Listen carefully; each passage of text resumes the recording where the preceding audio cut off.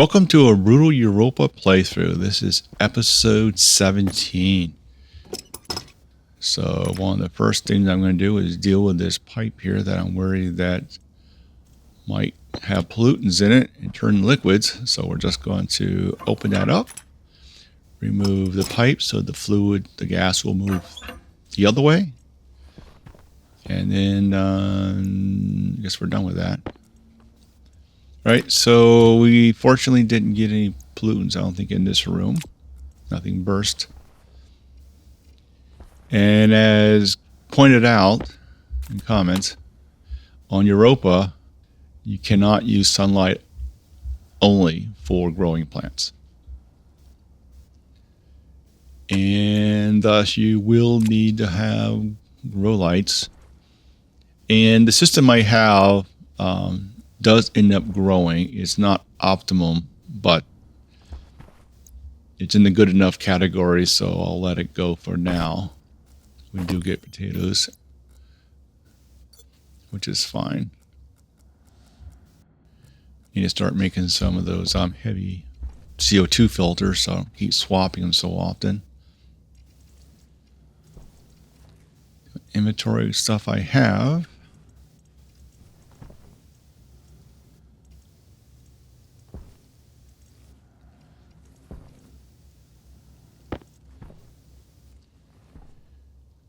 So what I'm going to set up here is a little empty waste tank into the room contraction. And once again, I'm just kind of throwing things anywhere, not being too neat and pretty yet. So at this point, I'm pretty sure I don't need to go back to the other base for any other material. That said, maybe in episode, I don't know, 19 or so, I might make one final run to collect up all the more advanced alloys from the base and just kind of sweep all that and bring it all back versus remaking it all. Haven't decided yet on that. Now, the big constraint for this base is basically no holes, except for the shaft I mined through. Except for that shaft, no holes around this base. Thus, all the mining will be down the shaft and then out and then come back up the shaft, and thus avoiding turning the place into a bunch of molehills everywhere. So that kind of changes the process of mining. That's kind of interesting. And I kind of learn, I do it a couple times, and I kind of learn and make improvements to the methodology of doing that. Now, one of the problems is finding ore, since typically you would just fly across the surface looking for something, and then when you find what you need, you kind of dive down in there, pull it out, and come back up and fly around. So you don't have that ability underground. That said, with the heavy miner, if you move in a direction, it's almost like flying, because you can mine like a tunnel so quickly that you pick a direction, you mine through that, and that seems to go pretty quick. Finish emptying out the rover here. I seriously need to get a weather station set up here. So since I'm pretty sure, well, at the time, I wasn't going to go back. I'm just going to tear apart the rover. And yes, you don't get the steel and the, check to make sure I don't have a battery in there. The battery should just fall out, but just in case it doesn't. Now you don't get the steel and the plastic back when you do that, but that's minor items. It's not a big deal. Unless you disassemble it in a hole and try to reassemble it, and you don't have those extra materials with you, then that's not a big deal. All right, so new base. I don't have it. I got the printer set up with mods, so upgraded. I don't have any ore. And I thought about bringing ore last time, and I said, nah, we'll just do it to resmelt it all back out again. Good practice run.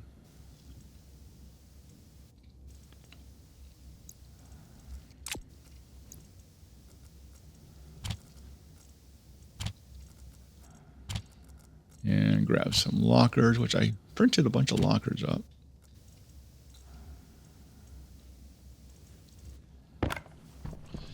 Yeah, hunt around for stuff. I guess there's some glass there and chips there. It's all mixed up.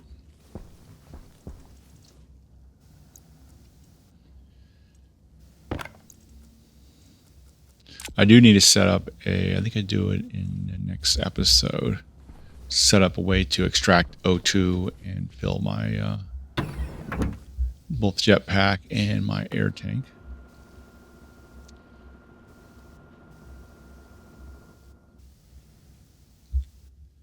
And dump that out, and out we go.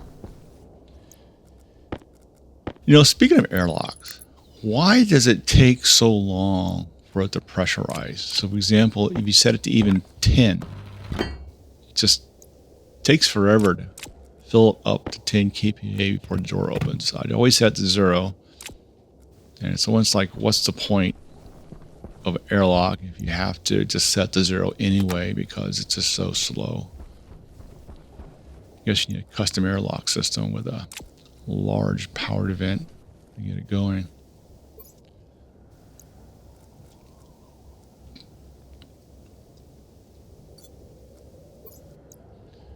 All right. Don't have any ore. I need some more. So I'm gonna go down this tunnel. Now, they fixed it. There was a bug that when I went into the tunnel, I would drop like a rock to the bottom, and I couldn't get out.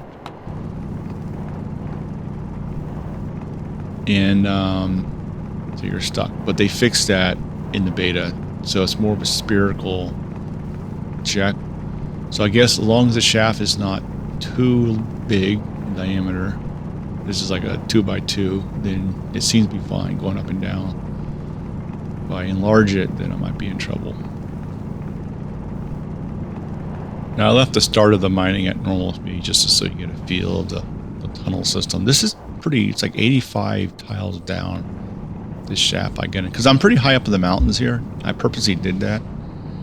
I figure I get way up the mountain and dig down, and then there's 2 mountains to the side, peaks to the side. I go out that way, so there's plenty of ore. And you see there's quite a bit.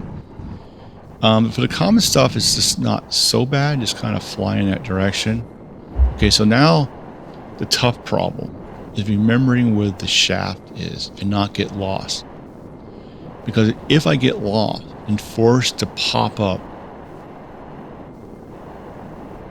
at some random spot, then I broke one of my rules. I just created a gopher hole. I don't want to create gopher holes, because even if I use a terrain manipulator, it still never looks as nice as it of the original procedural generator. And what happens is it's all procedural generated on the surface unless you disturb it, and then it's procedural generated with the voxels over it, that little area, and you really can't smooth it back out. So there's no restore to procedural generated, look and feel type. So I addressed this more so in the next episode of how do I deal with this of not getting lost. Now, before I give you my solution, I'll delay what solutions I use. Think about what you would do if you were in this situation. How would you prevent getting lost? And there's actually a couple of ways of doing this. Now that I've thought about it a little bit afterwards. So we'll just leave this as a quiz. All right, so I got some stuff, and because I have like nothing to print on my printers, or no material, so I'm going ahead and smelt this up. This is pretty simple. Yeah, I'm just thinking that when you're on a cold planet with sensor glasses, you really are on easy mode. You can find the oxide and the volatiles you don't care. You can just waste it. Just load up a furnace. Doesn't matter if it cools down. You just throw a bunch in there. Make it nice and hot. Make whatever you want. Now, when making super alloys, I prefer to wrap it and control the heat, or at least use another container that move gas back and forth. So in that case, when I get to that mode, I'll actually set up the standard, insulated tank, hook it all up to move gas around that way.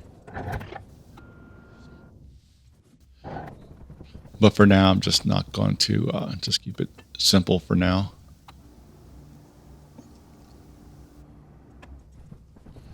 Yeah, I think I needed solder, or need something, a copper or something I didn't have. So I think it was copper. I'm all out of. I didn't need a copper. All right, so back down the hall. This actually reminds me of my old scuba days. You jump into the water and just go. I always just go down to the bottom, hit my max depth at the beginning of the dive, and then work my way up. So drop down to about 110 feet, and then stay a few minutes down there, and just sort of work my way up, staying just out of deco for the entire dive. And then hopefully it's something to watch and do a safety stop, and then you're up. So sort of the same thing, and then make that long way up. Now, if you're on a shipwreck or something and follow the line all the way up, it's always interesting. So what I've been doing is sort of like I kind of stay close to the shaft, and so hopefully I don't get lost. And kind of remember what direction I mine out, and I turn around, mine back the other way to find the shaft to get back out again. All right, so I swap out the batteries. I don't want to get in there and all of a sudden discover my batteries are dead. Also need to make a whole bunch more large batteries and load them all in there. Now, I could put the batteries, you probably should put the batteries on the other side off the large. That way they'll charge very quickly. And just, right now I was thinking about taking that off, putting it on the other side, but then I need to upgrade the cable to like heavy, and then probably need to put a transformer on it, but I don't have any copper, so I can't make a transformer, and so I decided to leave it there for now. So now I got a decision. I have gas in there, I have no way to pump it out.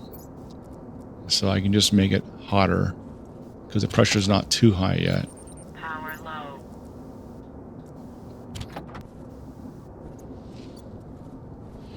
And we're just smelting, makes it a little faster. Now I am still actually running on the beta, so this is still on the beta. It doesn't have, just got small incremental changes that keep happening. So I guess the title of Stationeer beta is still appropriate for this run. Get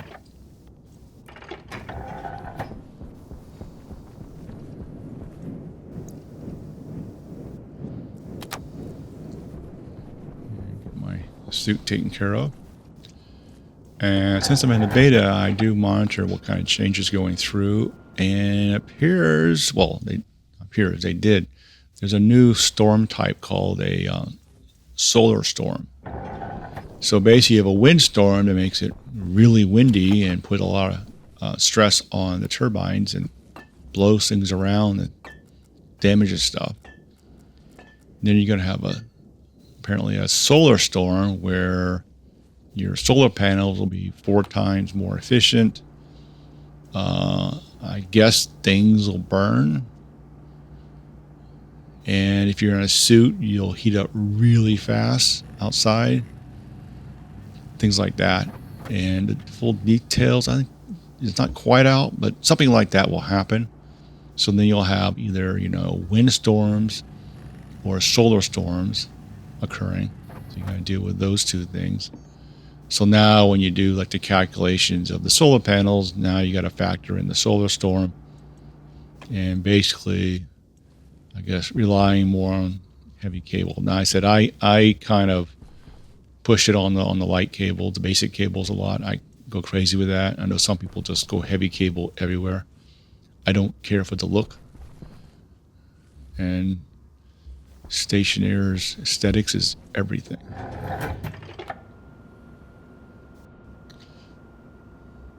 All right, so has everyone considered ways to not getting lost when you go down underneath and always find your way back to the origin point?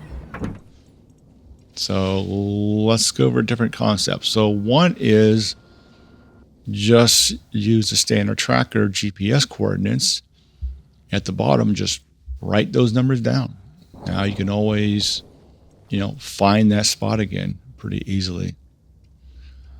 And the plants are happier now. Now they got the grow lights going. Now two of the plants are not close enough to the grow lights. I did that purposely. Well, for two reasons. One, I just want to demonstrate the effect of just using pure sunlight. And the other reason is I'm lazy. So there you go. Two reasons. One is a controlled experiment, and one is I didn't want to bother wiring up another solar panel. So we'll get rid of this.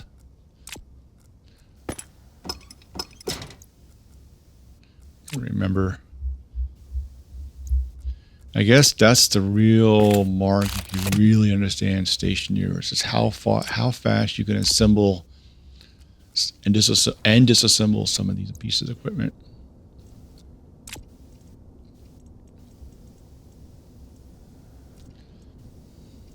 I do have a shower, but I haven't installed it yet because so far I've been doing pretty well avoiding the hygiene error. And I definitely need some more lights in here.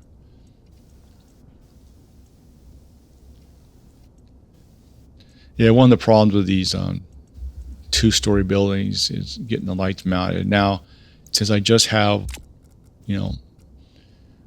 reasonably temperatured O2 in my jetpack, it's not a real big deal at this point.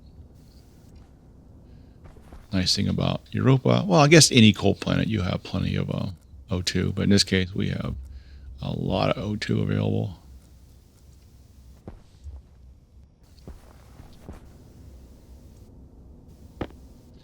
Yeah, it's just working. I kind of want to save those cereal bars for last resort, but I do get the potatoes going, so I think that's the last. I'll have 2 cereal bars in stock.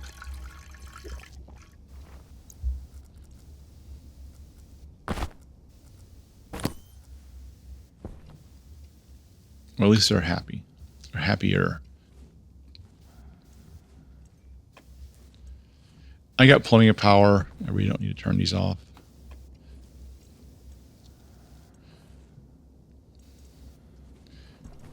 And the other thing you can do, you can put a sensor in the room. Anytime you enter the room, turn the lights on automatically. And when you leave the room, turn the lights off automatically. So you can deal with that. Something I'll do in the future.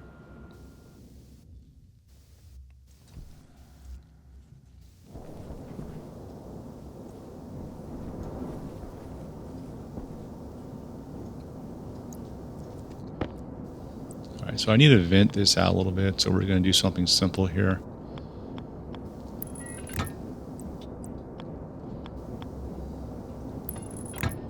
Yeah, I mean, we're already, day 54, and I'm doing, starter furnace stuff. Yeah, setting up a second base, I don't know if I want to do that again. I think just a lot of work. I think next time I run a new series, I'm just going to pick a location I like and just, go from there. Maybe kind of fly, maybe put a base with, like the front faces a nice view, and you only do mining in the back. You put the windows in the front. In the back, you just have flat. Or if you get on a hill, you build on a hill and you face out, but on the other side of the hill, so you don't actually see it because the holes are below the hill. So, all right. So this is another method of trying to remember. So I figure, well, I'll put some lights up here, right? So I'm down. I look up. I'll see the lights. Well, that sort of doesn't, is not very useful. You know, one, if you're too far down, you can't see the lights at all.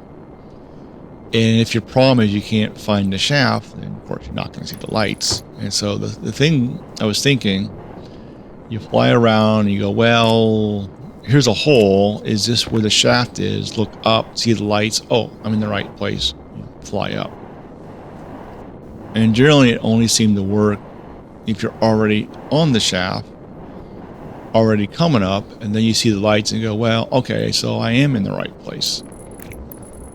So I'm just going to run some cabling around here and up and around. Now I will at some point remove this mining unit. I thought about moving it over, you know, 2 spots and doing it again, but you know, I decided not to. I have the shaft all the way down to the bottom. I can't put a cable here because the mining unit's blocking it. So I just said, well, just heck with it, I'll just leave it there for now, not cable it. I'm just trying to just get something going, so I need to get down and get some more mining going on. Now another solution is put a portable beacon at the bottom. So you go to the bottom, put a beacon, turn it on, go mining, and then you can always locate the beacon no matter where you're at, and you can always find it again. So once you find the beacon, you turn it off and you fly directly up. And as you'll see, I actually do the beacon system, the portable beacon system. Now, you can do a fixed beacon, and that requires alloys. I don't have at this base yet. And then, of course, it needs power, and running a wire all the way up is possible. It's a lot of wire going up to keep it powered, or just put an APC with a battery in it and just leave it on and swap out the battery now and then. And the advantage of having the fixed version of beacon is, two, I noticed that if I'm mining near it, the air kind of blows around a little bit down there, and it will knock the beacon over and move it around, which I don't want. And looking for copper right there. Now you see some nickel a little bit further there. And I just see it goes pretty fast. It's, how fast am I going? 1 meter, 2 meters? Yeah. It doesn't seem that slow flying around here. Now I'm running at normal speed just so you get the concept of this weird underground. Now the other strange thing is I'm curious of do I break the game? Do I just keep mining all this stuff out? At what point do I have this huge cavern underneath my base? You know, massive cavern. And then just put then seal it up on the top. And then put like a large power vent and try to suck the whole thing out and turn the whole thing into a vacuum. And then leave it running every time I mine a little bit more. The little gas just keeps vacuuming it all out. The other crazy thing to do is try to heat the whole thing. Now, I don't think that will work because it's too big and it counts as a world area. So if a storm hits, the storm will still be in here. Storms will hit any volume over a certain size. This is the optimization. So you can't just have a huge area and just seal it off and put atmosphere in it. The storms will still get in here and knock everything around. So sort of, and here's the shaft again. I see the lights up there. Now it's easier with the, but I'm not all the way down at the bottom either. And that long, it's really long trip down here. Now, I could not go as deep. Like you see, there's a tunnel that went off. But I'm starting off really super deep just to make sure I don't pop holes in. Now, when you get close to the surface, like you see here with the snow, you'll see the terrain change. So if I ever see the terrain change, I know I'm too close to go back down again.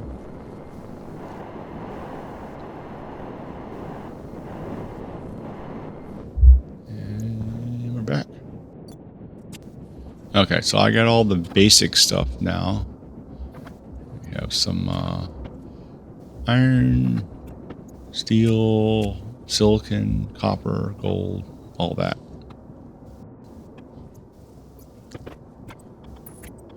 I was going to pump it out, but I realized I need to wire this sucker up.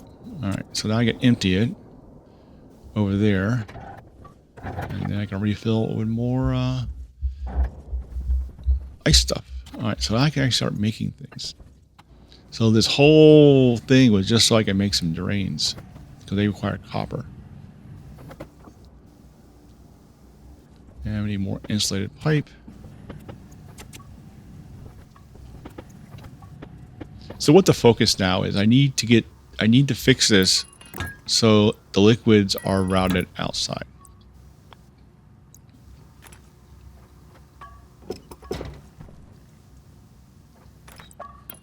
So I have two issues. I have the hot side getting too cold and forming liquids.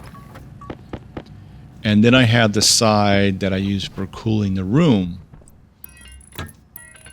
that I can turn on and off. And when I turn it off, it's isolated from the main hot side and it can form liquid. So basically I have two pipes coming out here and I'm trying to figure out how I'm going to do this here.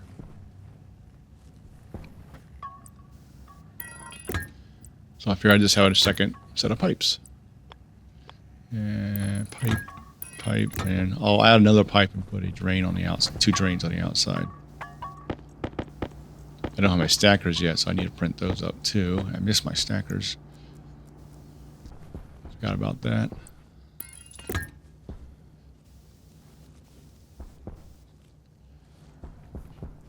Yeah, it's kind of weird starting with like no ore again.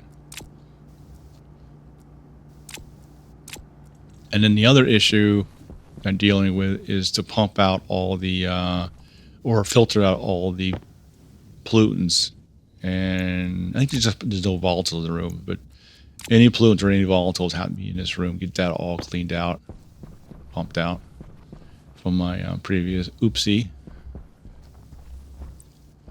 So we'll set this up over here. Just doesn't really matter where.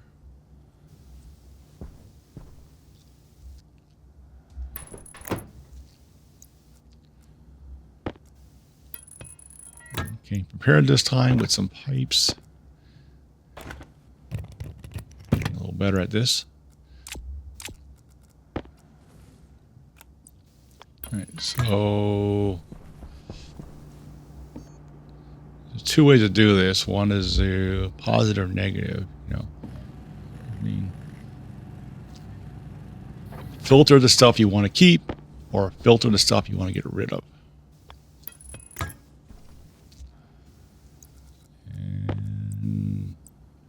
But this way takes more pipe, so I'm going to invert it. So I was going to set it up to just keep O2 and nitrogen. Well, I need new CO2 too. No, that's it. Yeah, I don't know what I was thinking. I'm going to fix it. Only a cow on the outside.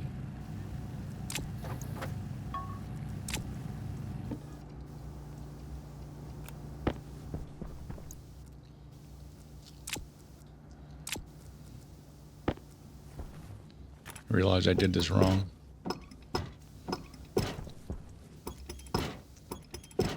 So when I filter for the stuff I don't want, and that way the opening goes right outside. The unfiltered, the stuff I want to keep, stays inside.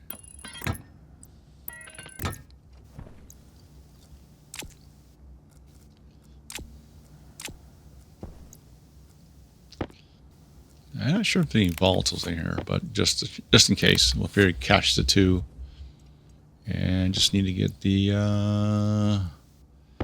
of course, power it up.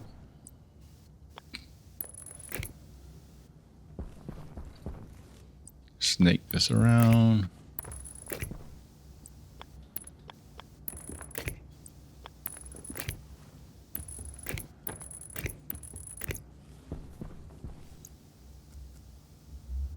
I was looking at those windows thinking for solar storms would require putting shutters up, and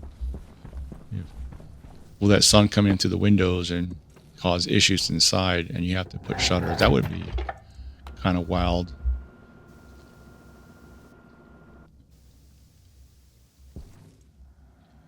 Code that detects when a solar storm hits and then all the shutters closed. Yeah, you fix this roof too, get it all the same pattern. Okay, so this should solve my gas getting too cold and forming pollutants. So we'll just vent that outside. Don't really care about it at this point. And then we'll vent that out.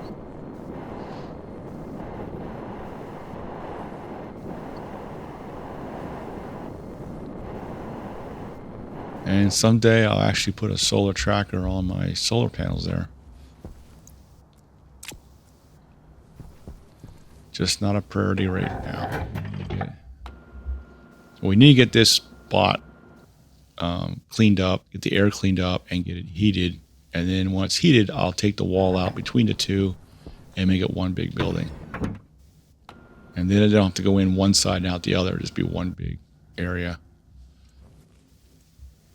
And plants are growing.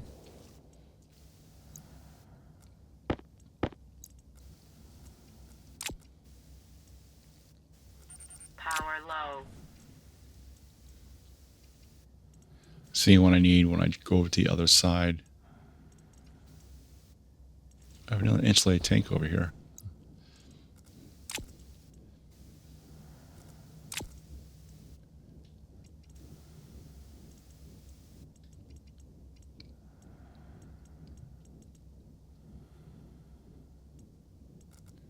Right here, probably should grab those lockers too.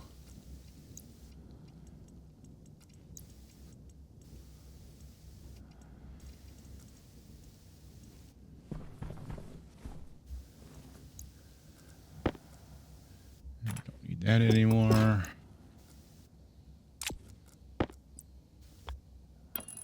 All right, so this is the poor man's version of heating a room. Well, I won't need this anymore. I know why I'm bothering with this, because I'm going to open this up pretty soon. And what I mean by that is you can use it for heating or cooling. Instead of having a valve, you put a radiator on there when you want to heat it, like that. And then you pop it off when you want to stop. Like now. And done. It's a little, that went pretty quick. I think that gas is really, really hot, and that's why it went pretty quickly. Now you notice it's not as much fine control because the gas is really hot, so it really got the room warmed up. And deal with the battery. Yeah, I need more nuke battery. I should have made more of those, and then keep one in my suit. That would last a bit.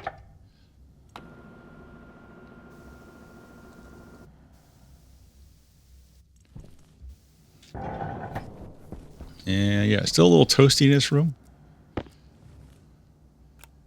So we'll put that there.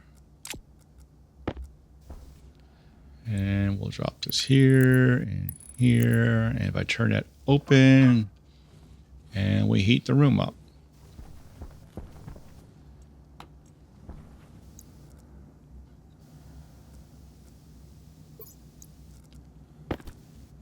And okay, so no volatiles, but we just have a little bit of pollutants. It's really not that much.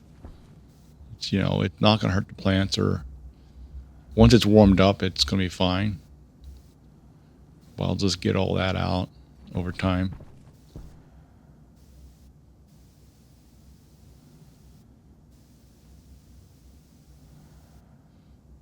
Okay, so it's too hot for anything to turn into a liquid at this point. And that's empty, so I can get rid of that, and that's all empty, and don't need that there anymore. Careful. Okay. Don't want to kill my plants off just when I got them going here.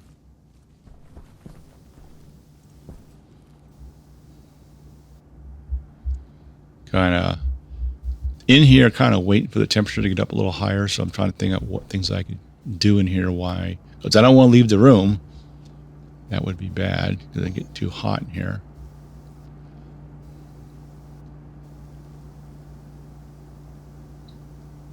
Print some more batteries.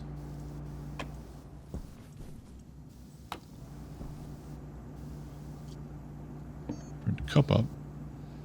Stackers. Yeah, we need some stackers in here.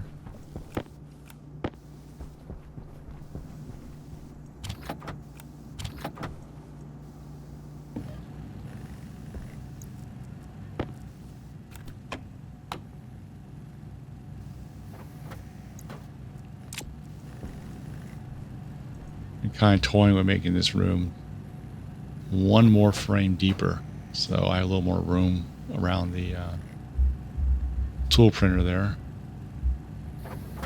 at the very end. And speaking of tool printers, I'll use chutes to make sure that output gets routed correctly. Always worry that it gets thrown through the wall there and onto the ground. Okay, so we're heating this room up.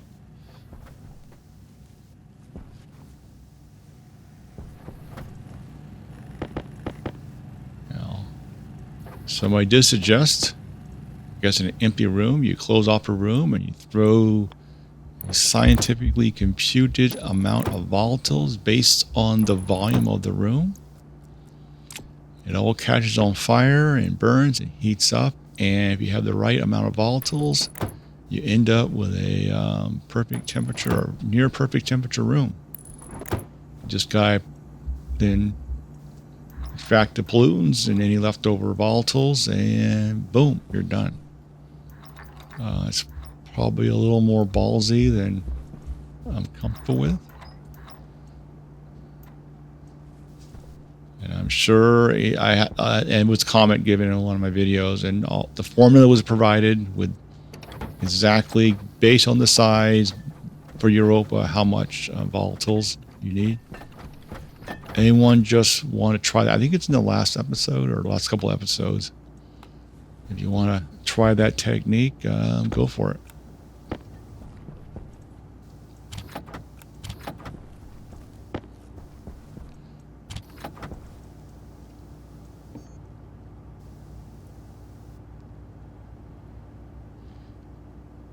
Now, speaking of that technique, the area that I'm mining, if I close that off and throw some volatiles in there, because that large space, because there's nothing in it, just the mining stuff, and just that'd be an interesting way to warm up that area. And yeah, that would be interesting. Just kind of don't be in there. Just kind of like have a chute, close it off, have a chute, and just have some volatiles just pop in there.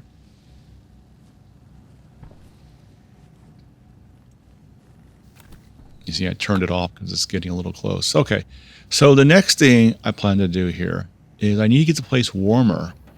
I also need to get the CO2 higher because there's no CO2 in here in this room right now. So, little batteries everywhere. So I'm thinking if I put a filtration device on here to pull out the CO2 and dump it into the room, since that CO2 is pretty hot, I'll warm the room up and at the same time increase the amount of CO2. So that way when I open up the walls, I don't drive the CO2 percentage way too low for the plants. Which also points out, like I've commented on, that I need to put all the plants in its own isolated little room. And that way I don't need to maintain CO2 through the whole place. To the point that if the plants are isolated, then I would actually scrub CO2 out of the main base. So if you're running around without a helmet on, nice normalized temperature, it constantly scrubbing in all the CO2, keeps it into the hydroponic room. Any extra, if you have way too much, just put it in a tank or dump it or whatever. And that would make it a little more realistic because, you know, you really can't breathe over at 1% of CO2, I believe you're going to be in really bad shape. I think 5% is pretty much deadly.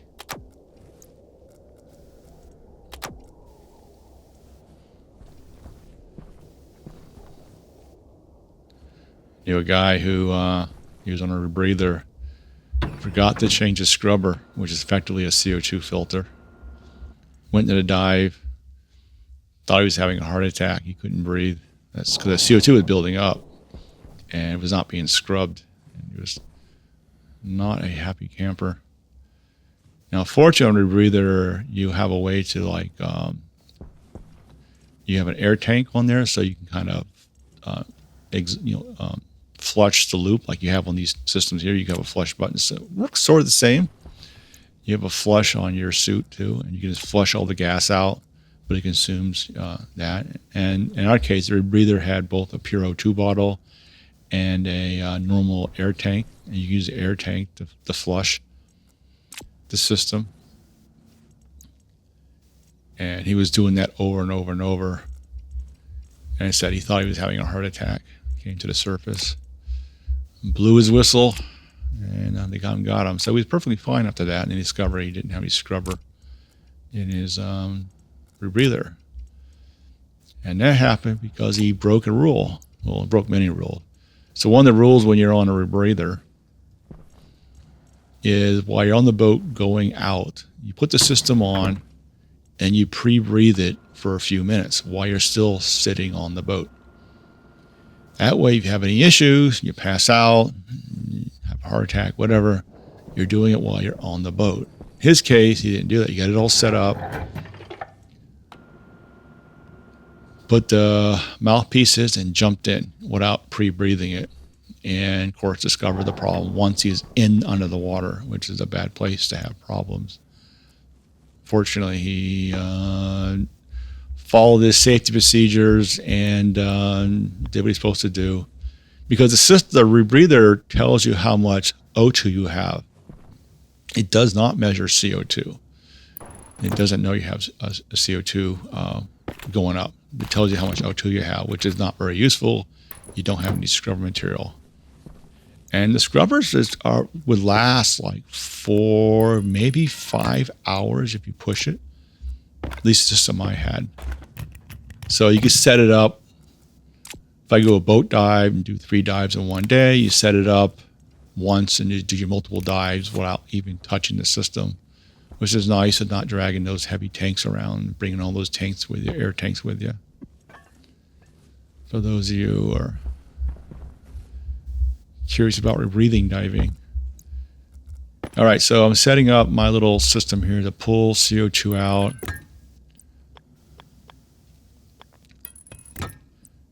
Now, I could have vent the other crap outside, but in this case, it's just simple to run the pipe this way and back into the loop.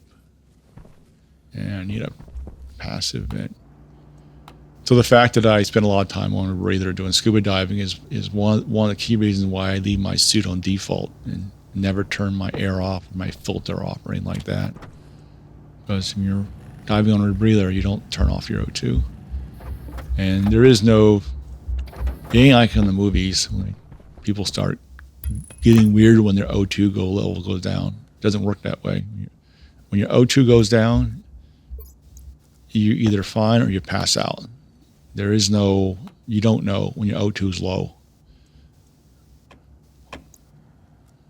So in the movies, everyone's freaking out because their O2 is down and all that, but no, it doesn't work that way. And of course, your body consumes X amount of O2 and holding your, or number of moles of O2 in reality, and holding your breath or anything like that doesn't make a difference. You cannot turn your filter or air supply on and off to make the O2 last longer. It doesn't work that way. All right, so I'm injecting the CO2 into the room, and it's getting warmer, and I'm getting more CO2. So basically, once I get it close, I can pop those walls off. And then I have a much larger area to run around in and not to go back in and out. And at some point, I'll just take that door, the extra door off, temporary door off.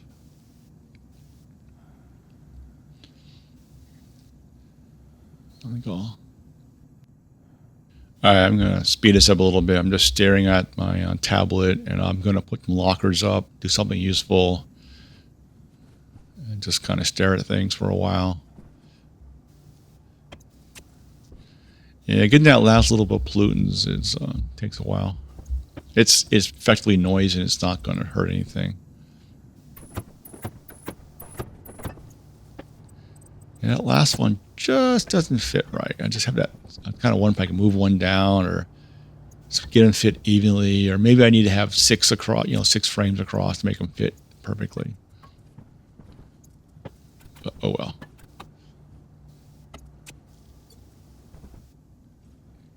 Okay, we're up to 6.9. Well, I'm close. I get further back. More time playing with my tablet here, and turn that off. The important key step. Now, obviously, that could be automated with a chip in the filter to inject CO2 to a certain level and make sure it doesn't spike the temperature. So basically, say around 25 Celsius to stop injecting to avoid spiking the room. Something I've done in the past. I'll do something like that at some point. And then the other point is I need to pull out the excess O2 out of the room, get the pressure below 100 kilopascal for the plants.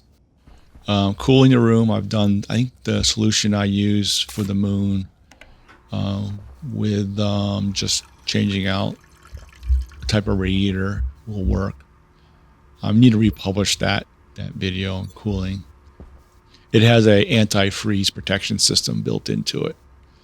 All right, so we got potatoes. So we're not. See those ones in the end? Yeah, I mean, it's obvious they aren't.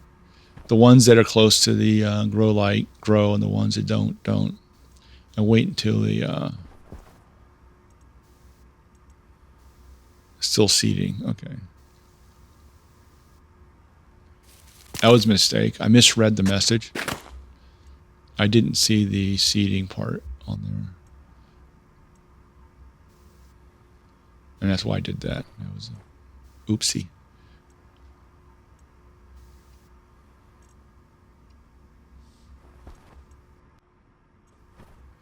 I'm going to speed up some of this boring eating, playing with the plants, and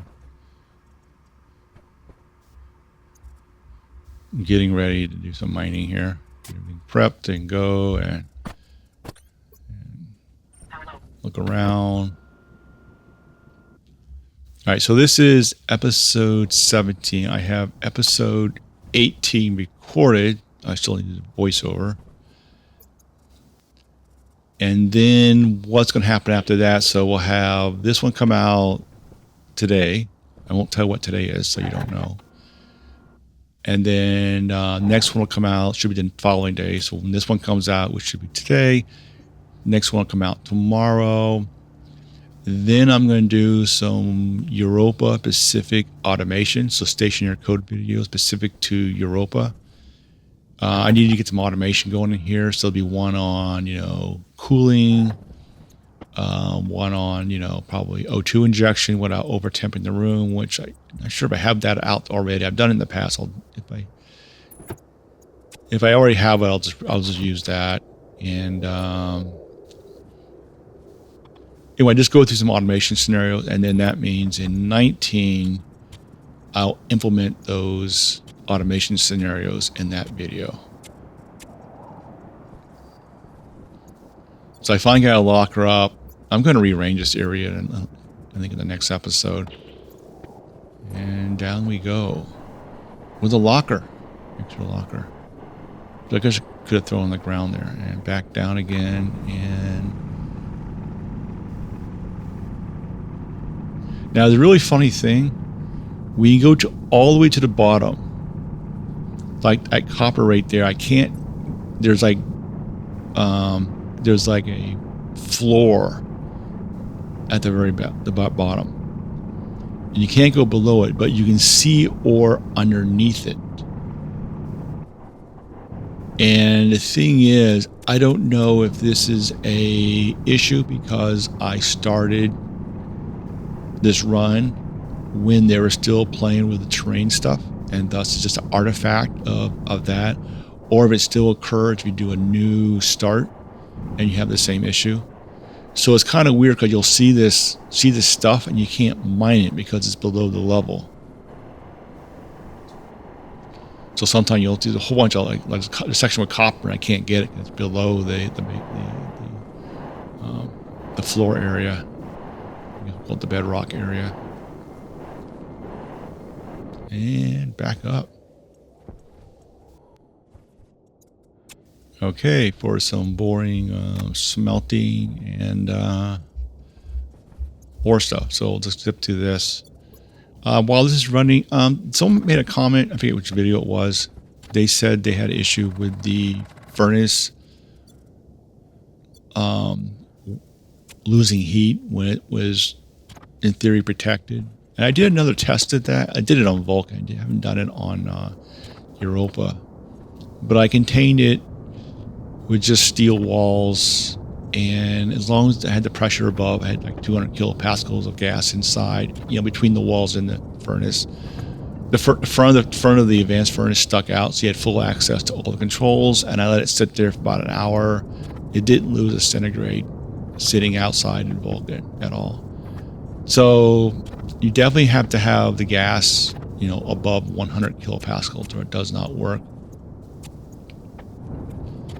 And I will try that again on, because I believe the one I have set up is not leaking at all. I tested that, so it does seem to work as long as you have the pressure high enough in between.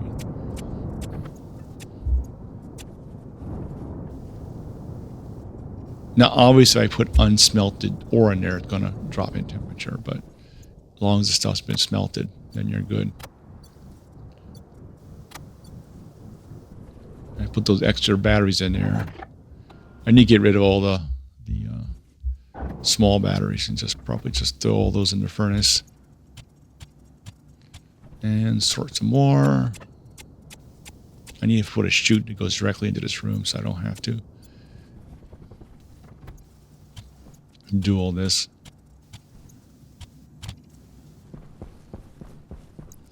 All right, so we are in the end of this episode where room is getting warmer. Got most of the pollutants out from the oopsie. Yep, it's definitely plant safe. So once it gets a little warmer, I'll pop those walls off, have much bigger space. Lighting's still an issue in here.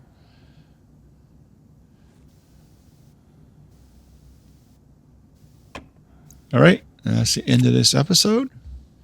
Until next time, see ya.